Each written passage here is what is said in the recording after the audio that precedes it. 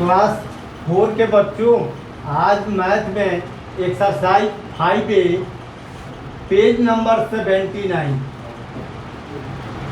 पढ़ाने जा रहे हैं। इसमें पहला तुम देखोगे, इसमें फर्स्ट क्वेश्चन में है find the product using expanded notation method. Expanded का मतलब इसको विस्तृत रूप से इसको लिख करके तब मल्टीप्लाई कर रहा है, यानी 46 मल्टीप्लाई 4, यानी 46 को हम एक्सपांड करके क्या बनाएंगे 40 + 6 × 4। अब इसके बाद में हम इन दोनों को अलग अलग मल्टीप्लाई करेंगे।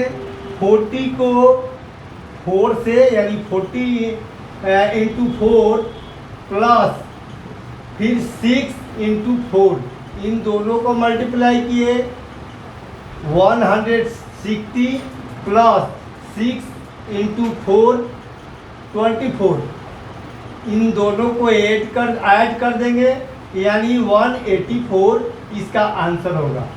ऐसे ही इसमें दो क्वेश्चन बता रहे हैं, फर्स्ट नंबर में दो सिर्फ बता रहे हैं। इसमें एक है 46 × 15, तो 46 का हमने बनाया 40 + 6 × 15। अब 46 का हम अलग अलग मल्टीप्लाई करेंगे दोनों से, यानी 40 × 15 एक बार करेंगे और 6 × 15 एक बार करेंगे, यानी 40 × 15 कितना हुआ 600, और 6 × 15 90 हुआ। 600 और 90 को ऐड करेंगे तो कितना होगा 690। ऐसे ही दूसरा नंबर में देखोगे, इसको भी एक्सपांड करके तब मल्टीप्लाई करना है। Using expanded notation method multiply the following numbers. इसमें दूसरे में है, इसमें 3 डिजिट है, फर्स्ट में 2 डिजिट था, लेकिन 2 नंबर में 3 डिजिट है और तब मल्टीप्लाई करना है 7 से। इसको हम 3 बार ऐड करेंगे। 2 के बाद में 2 डिजिट है 200 हुआ, 6 के बाद में 1 डिजिट है 60 हुआ, और लास्ट में 3 है। इसको 200 + 60 + 3, इसके बाद में मल्टीप्लाई 7। अब इन 7 से तीनों को मल्टीप्लाई करेंगे, 200 × 7 लिखेंगे, फिर प्लस 60 × 7 और 3 × 7 अलग अलग हम मल्टीप्लाई करेंगे। 200 × 7 1400 प्लस 60 + 7 420 प्लस 3 × 7 21।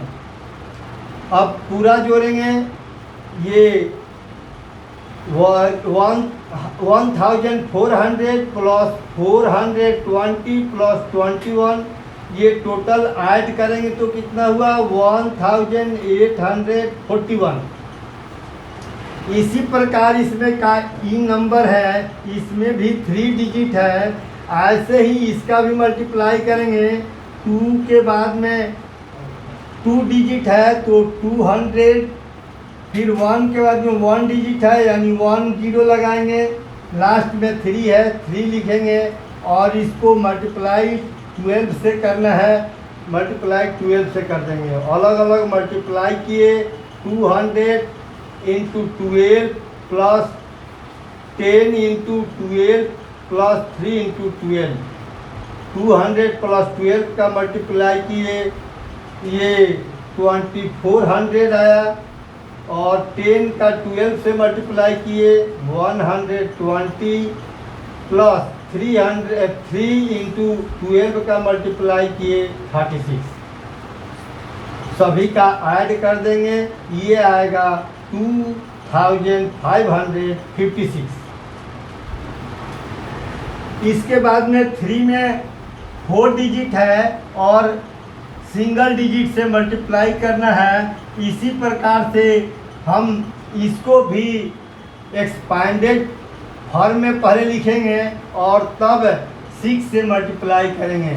अलग अलग मल्टीप्लाई करने के बाद में 1000 into 6 plus 600 into 6 plus 20 into 6 plus 8 into 6।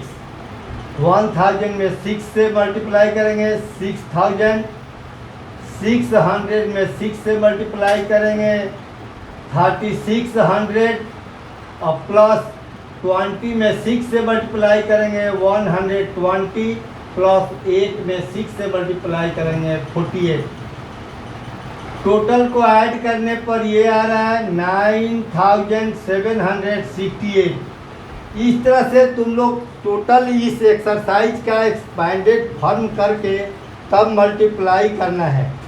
तुम लोग बना लोगे, नहीं अगर कोई आता है तो तुम लोग मैसेज कर दोगे, हम नेक्स्ट क्लास में इसको बताएंगे।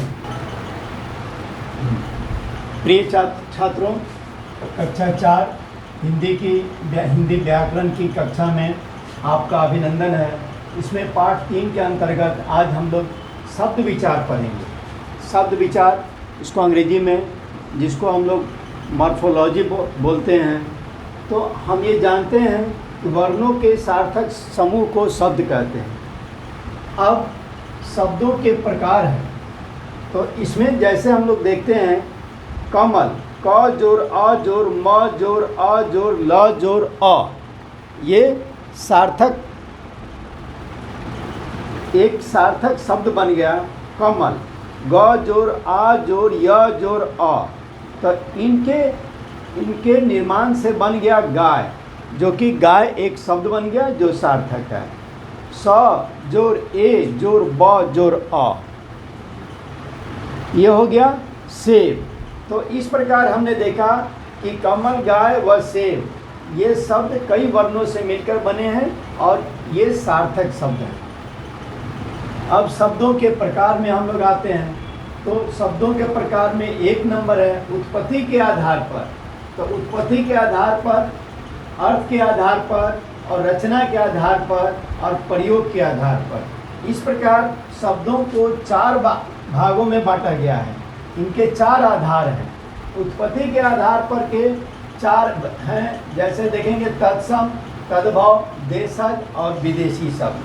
तो इसमें तत्सम शब्द वे होते हैं जो बिना किसी परिवर्तन के हिंदी भाषा में प्रयुक्त हुए हैं, उनको हम लोग तत्सम शब्द कहते हैं। जैसे क्षेत्र, पुष्प, गौ, सर्प आदि।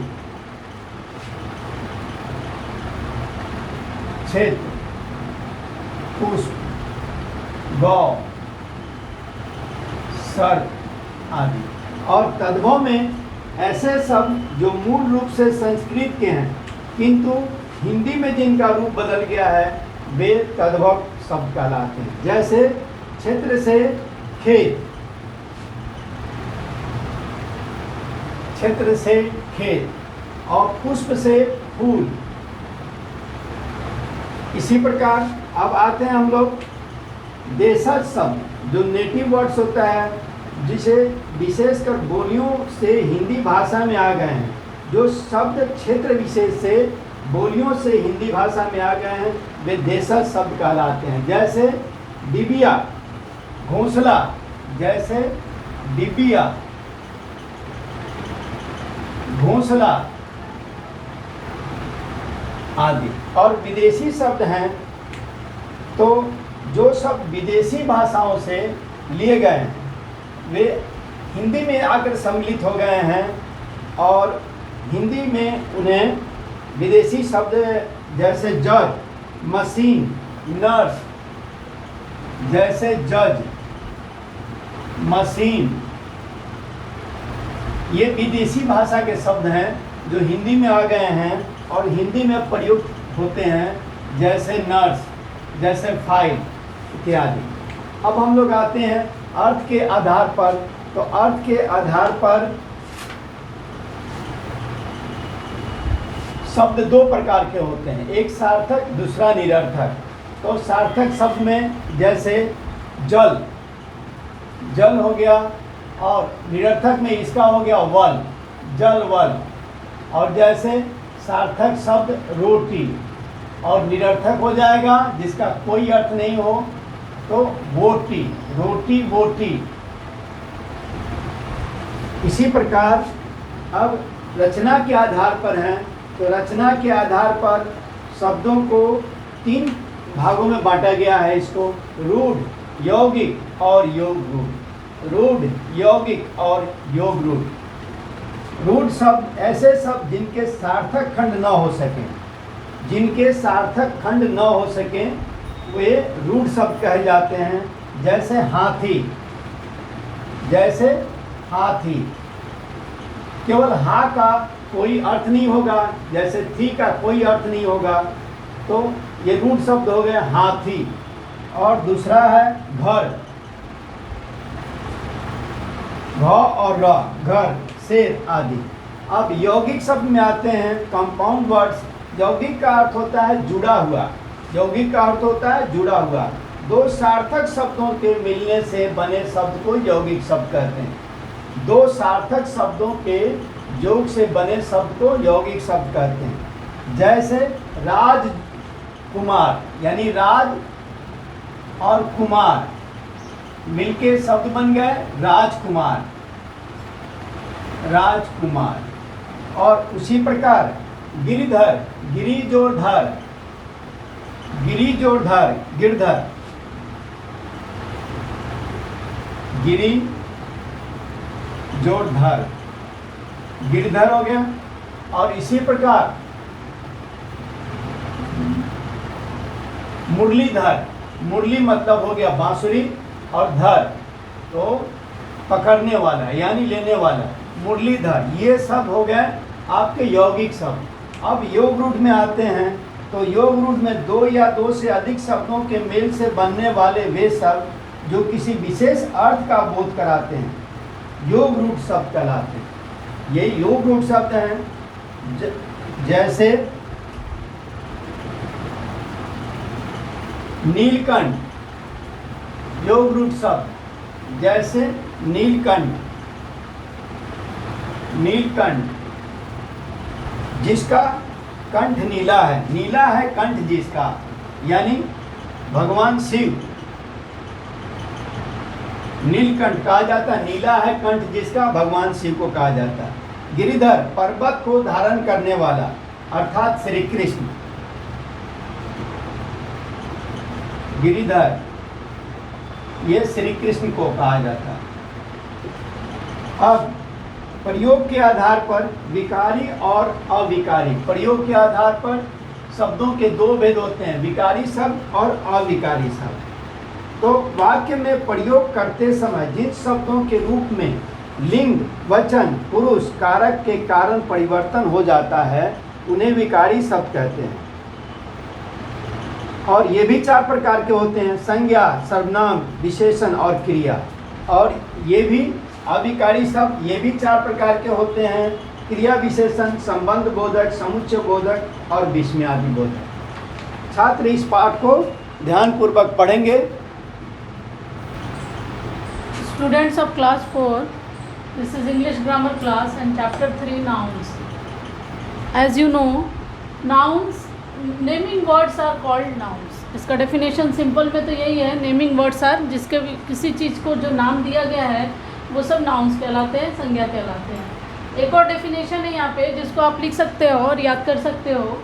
Noun is the name of person, place, animal, thing और फीलिंग। यानी किसी भी व्यक्ति का नाम, किसी जगह का नाम, किसी प्राणी का नाम, किसी वस्तु का नाम या भाव का नाम, अपने मन में जो उठ रहे भाव के नामों को भी नाउन ही कहते हैं। अब यहाँ पे हमको पढ़ना है काइंड्स ऑफ नाउन। अब इसके प्रकार कौन कौन से हैं? पहला है प्रॉपर नाउन, व्यक्तिवाचक संज्ञा। प्रॉपर नाउन क्या होता है? खास नाम, particular name. Proper noun is the name of a particular thing, place और थिंग, प्लेस और पर्सन। किसी पर्सन का, किसी थिंग का या किसी प्लेस का जो खास नाम दिया गया है, जो उसको पर्टिकुलर पहचानने के लिए नाम दिया गया है। जैसे दिल्ली, दिल्ली एक ही है, अब बार कहीं और का दिल्ली कहीं और नहीं मिलेगा आपको। एक खास नाम दिल्ली को दिया गया है जो शहर है। नेहा एक खास शहर है जिसका नाम दिल्ली रखा गया है। एक खास लड़की है जिसका नाम, उसी लड़की का नाम नेहा है, मतलब कोई खास लड़की का नाम नेहा है। एक खास बिल्डिंग है जिसका नाम ताजमहल है। एक डे, हम डे के नाम को भी, जैसे मंडे ट्यूसडे, ये सब जो डे के नाम है वो भी प्रॉपर नाउन में आ जाएंगे आपके। और मंथ्स के नाम जैसे जनवरी, फरवरी, ये सब भी आपके प्रॉपर नाउन में आएंगे। ये मंथ्स के नाम रखे हुए हैं, तो ये सब प्रॉपर नाउन। तो इस तरह से ये प्रॉपर नाउन है। अब आपको हम आ जाएंगे कॉमन नाउन, जातिवाचक संज्ञा। जातिवाचक संज्ञा होते हैं names of any one of class of items, यानी एक किसी जाति को, पूरी जाति को दी गई नाम को, एक पूरी क्लास को दी गई नाम को कॉमन नाउन कहते हैं या जातिवाचक संज्ञा कहते हैं। जैसे बॉय, अब बॉय मैंने कॉल किया, मान लीजिए क्लास में हम हैं तो हमने बुलाया ए बॉय कम हियर, तो बॉय में बहुत सारे बॉय आ सकते हैं। तो यहाँ पे एक बॉय को बॉय नहीं कहा जाता है, जितने भी बॉय इस दुनिया में हैं उन सबको बॉय करेंगे, या जितने भी क्लास में बॉय हैं उन सबको बॉय ही कहेंगे। तो ये पूरी एक जाति को बॉय जाति, लड़का जाति, लड़की जाति जो नाम दिया गया है उसको बॉय कहते हैं। ऐसे ही वेजिटेबल का जब खास नाम हम पोटैटो कहते हैं तो वो प्रॉपर में आ जाएगा, लेकिन अगर हम वेजिटेबल कहेंगे तो वो आपका कॉमन नाउन में आ जाएगा। इसी तरह मैन, ये कॉमन नाउन है जो सबके लिए इस्तेमाल हो सकता है। यहाँ पे उसके बाद थर्ड है आपका कलेक्टिव नाउन। कलेक्टिव नाउन समूहवाचक संज्ञा, words for groups of people, animal और थिंग, किसी आर कॉल्ड कलेक्टिव नाउन। किसी भी चीज़ के झुंड को, समूह को या उसके ग्रुप को क्या कहते हैं, किसी भी वस्तु के या जानवर के, सभी के झुंड को क्या कहेंगे, कलेक्टिव नाउन। जैसे यहाँ पे आर्मी है, army is the collection of soldiers, यानी सैनिकों के ग्रुप को हम आर्मी कहते हैं, सेना कहते हैं। क्राउड, लोगों की भीड़ को क्राउड कहते हैं। पब्लिक भी लोगों की भीड़ को ही कहते हैं। इसी तरह फैमिली, कुछ मेंबर्स हमारे होते हैं फैमिली में, उन सबको मिला के हम फैमिली कहते हैं। तो ये ग्रुप के नाम है, जिस भी ग्रुप के नाम, वैसे बहुत सारे ग्रुप आपको मिलेंगे। सिंगर्स के ग्रुप को जैसे हम कोरस कहते हैं, जैसे जजों के ग्रुप को जूरी कहते हैं। इस तरह से बहुत से कलेक्टिव नाउन होते हैं जिसको आपको जानना बहुत ज़रूरी है और उसको आपको याद रखना पड़ेगा। इस तरह से मटेरियल नाउन। अब नेक्स्ट है 4 नंबर पे मटेरियल नाउन, वस्तु का नाम यानी द्रव्यवाचक संज्ञा। जो material noun is the name given to the material substance in the form of liquid, semi liquid और सॉलिड। किसी भी सॉलिड वस्तु यानी ठोस वस्तु या लिक्विड वस्तु या ये सेमी लिक्विड यानी हल्का लिक्विड हो और थोड़ा सॉलिड टाइप का भी, ऐसे वस्तुओं को जैसे सोना, चांदी, तांबा, पदार्थों को दिया गया नाम, जैसे चावल, दूध, लिक्विड चीज़ें, ये सब चीज़ें आपके मटेरियल नाउन में आ जाएंगी। इन सबको जो नाम दिया गया है जैसे कॉटन, गोल्ड, मिल्क, वाटर, ये सब आपका मटेरियल नाउन में आ जाएगा। इसको आप अच्छी तरह समझ लोगे। इसके बाद है abstract noun. Abstract noun refers to objects we can experience, जिसको हम महसूस कर सकते हैं। इसको टच नहीं कर सकते हैं, देख नहीं सकते हैं, लेकिन हम इसको महसूस कर सकते हैं। जैसे मन के भाव, जैसे लव, एंगर, हेट, ट्रूथ, ये सब जो मन में भाव उठते हैं जिसको हम फिजिकली नहीं टच कर सकते हैं, ऐसे भाव को हम कहते हैं एब्स्ट्रैक्ट नाउन। यहाँ पे बहुत सारे एब्स्ट्रैक्ट नाउन आपको दिए गए हैं जिसको आपको पढ़ना है। अब इसके बाद कुछ एक्सरसाइज है। यहाँ पे आपको एक ऐसा सेंटेंस लिखना है जिसमें कॉमन नाउन भी है और प्रॉपर नाउन भी है। जैसे यहाँ पे लिखा हुआ है एक एग्जाम्पल में, Chennai is the capital of Tamil Nadu. इसमें चेन्नई एंड तमिलनाडु ये दोनों आपके प्रॉपर नाउन है, खास नाम है।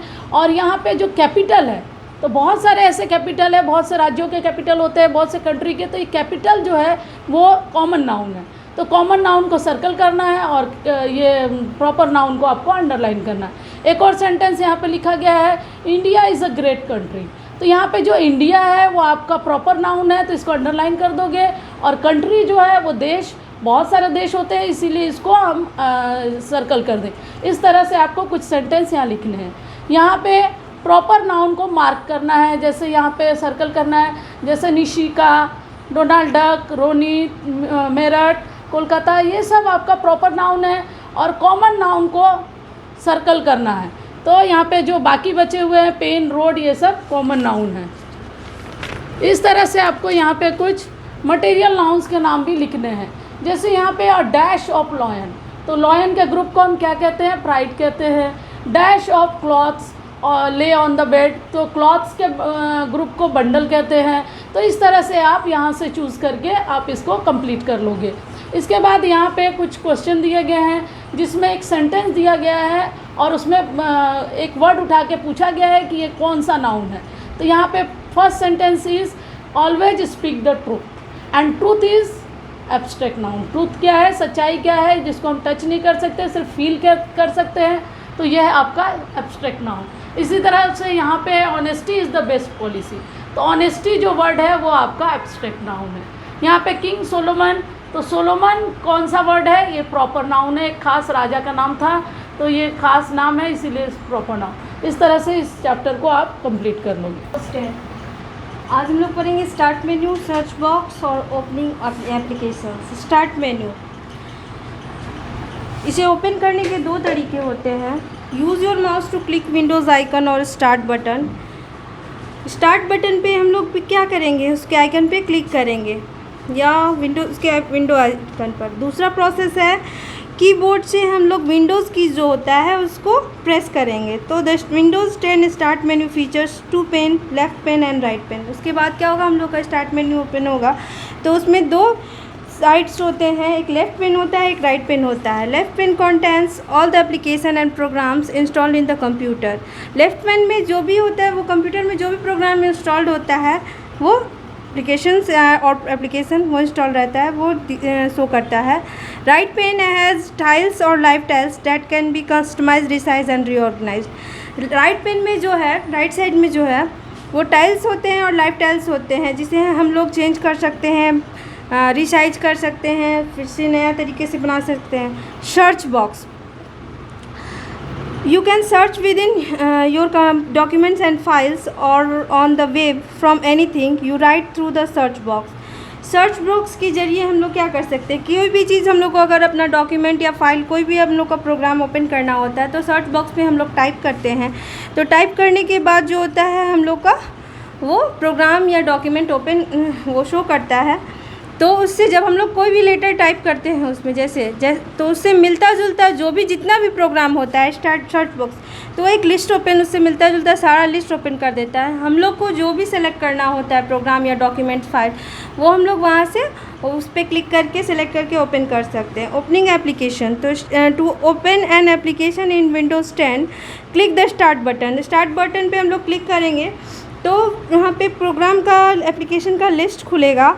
तो वहाँ से हम लोग जो भी एप्लीकेशन लेफ़्ट ऊपर नीचे उसको स्क्रॉल करके लेफ़्ट पेन में हम लोग स्टार्ट मेन्यू में अपना जो भी एप्लीकेशन होगा वो हम लोग उसमें ओपन कर सकते हैं वहाँ से।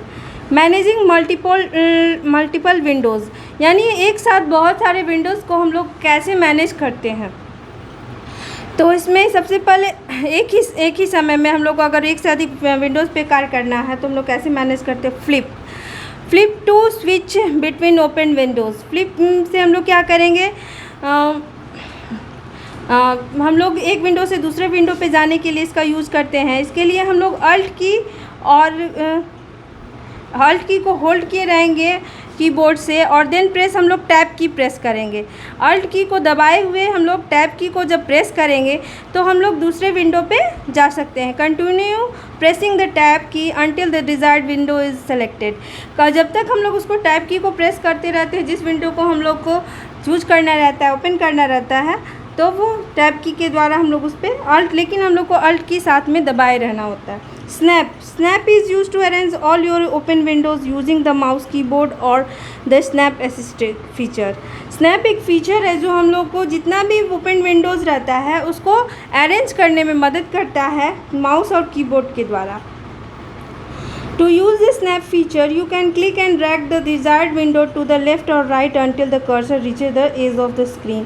यानी स्क्रीन पे जो है हम लोग स्नैप की मदद से क्या कर सकते हैं, किसी भी विंडो को लेफ़्ट और राइट में मतलब हम लोग अरेंज कर सकते हैं उसको। Then release the mouse the window will snap into place. यानी हम लोग जब ड्रैग करके उसको दूसरी जगह पे ले जाएंगे और माउस बटन को जब हम लोग छोड़ देंगे, रिलीज़ कर देंगे, तो वो जिस जगह पे हम लोग ने रिलीज़ किया है तो वहाँ पे हमारा विंडो अरेंज हो जाएगा। Task view, Windows 10 Task View is a system that provides an experience to work more efficiently with multiple apps। Windows 10 में जो टास्क व्यू एक सिस्टम है प्रोवाइड करता है, जो हमारे कार्य को बहुत ही आसानी से एक साथ कार्य करने में, बहुत सारे मल्टीपल ऐप्स को के साथ हम लोग को आसानी से, बहुत ही निपुणता से हम लोग को कार्य करने की इजाज़त देता है उस पर। With it you can quickly jump between open application and spread projects on to separate desktop to stay on a particular task. यानी यहाँ पे हम लोग जो है कि आसानी से एक प्रोजेक्ट से दूसरे प्रोजेक्ट पे हम लोग क्या करते हैं, एक प्रोग्राम एप्लीकेशन से दूसरे एप्लीकेशन पे जा सकते हैं। To open task view click the task view button. हम लोग को ओपन टास्क व्यू जब ओपन करना है तो टास्क व्यू बटन पे क्या करेंगे, क्लिक करेंगे। ये टास्क बार पे लेफ़्ट कॉर्नर में होता है। अल्टरनेटली यू कैन प्रेस, या हम लोग इसको ऐसे भी कर सकते हैं, विंडो की प्लस टैब, कीबोर्ड से हम लोग विंडो की के साथ जब टैब बटन प्रेस करेंगे तो हम लोग का टास्क व्यू जो है वो ओपन हो जाएगा। नेक्स्ट अगले क्लास में।